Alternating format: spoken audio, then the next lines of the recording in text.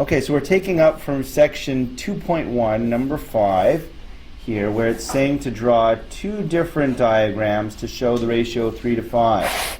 So this might sound simple, and in a way it is, but let's do 3 circles there. And for my 5, I'll do 5 triangles. So now I have 3 to 5. So that equals 3 to 5. And that, as we know, is a part-to-part ratio, because there's my first part, the circles, and there is my second part, the triangles. But if I want to create a different diagram that's not going to be part-to-part, I could, of course, do 3 squares to 5 diamonds, or 3 dogs to 5 cats, but that's still essentially 3 to 5 being a part-to-part. It's essentially the same ratio. So to make it differently, I could do it as a part-to-whole. So if I write out my ratio, because I know it has to be 3 to 5, but in this case I'm going to say, let's see, how would I make this part-to-whole?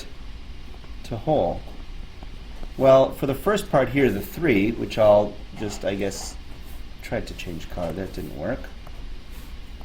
Then my 3, there, I'm going to do my 3 circles again. That's going to be my part. And the 5 then, well, that has to be the whole. So I know I have to have, in total, 5 shapes in total. I already have 3. So 3 plus some number is going to give me 5. And as I know, that's obviously going to be 2. So here, I have a 3 to 5 ratio. I have 3 circles. That's the 3, and to all. So we would write this as, I'll rewrite this.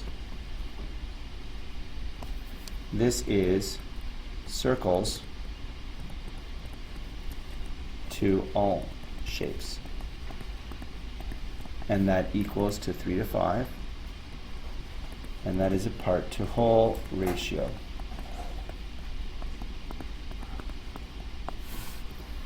Another question we have here then is to draw a diagram to show 7 to 1. So there are a variety of different things we could do. We could do the easiest one that we know, and having 7 of one thing, so in this case it's circles, to, I'll keep with triangles, so that equals circles to triangles. And that's a part-to-part ratio. But to do 7 to 1 in a different way, I could do it as part-to-whole. So if I was going to do it as part-to-whole, I'm going to write my ratio out here so that I know part-to-whole. Notice that the 7 goes with the part. The ratio is 2, the word 2, and the 1 in this case is the whole. I've got it backwards though. That should be 1 to 7. 1 would be my part because the whole always has to be bigger than the part. So how could I do 1 to 7? That would be part to whole. And you can switch ratios around to go backwards, that's okay. So in this case, I'm going to have 1 as my part, and then the whole thing would have to be 7. So 1 plus some number will be my 7. So I know I need 6 more of something to make a whole of 7. So I could do 6 more of my green triangles. So there we go. Now we have a 1 to 7 ratio that is part to whole. So I did a part to part first. I didn't write part in here. I wrote part to ratio. Part to part ratio. And down here we have a part to whole ratio. 1 to 7.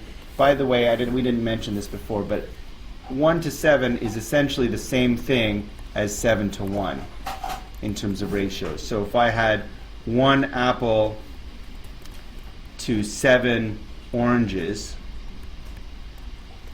that's the same thing as saying I have 7 oranges to 1 apple. That's the same thing.